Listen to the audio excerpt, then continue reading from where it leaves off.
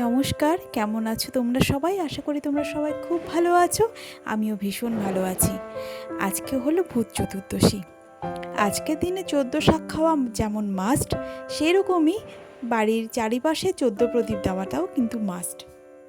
ছোটোবেলা থেকে আমি দেখে এসেছি মা আমাদের প্রতি বছরই ভূত চতুর্দশীর দিনে 14 শাক খাওয়াতো, যেটা আমরা কোনোভাবেই খেতে চাইতাম না। কিন্তু তখন মা বলতেন যে 14 শাক খেলে নাকি ভূত আশেপাশে আসে না, সেই ভয়েই খেতাম। যাই হোক, সেসব ছোটোবেলার স্মৃতি তো আছেই।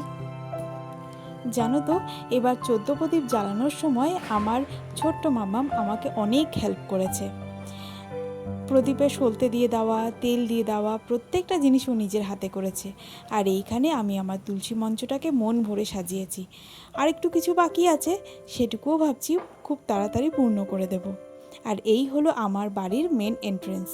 এখানেও মালা দিয়ে খুব সুন্দর করে সাজিয়েছি। আর এই মালাগুলো কিন্তু আমার মাম্মাম আর ওর বাবা আজকে বাজারে গিয়েছিল, সেখান থেকে আমার জন্য কিনে এনেছে।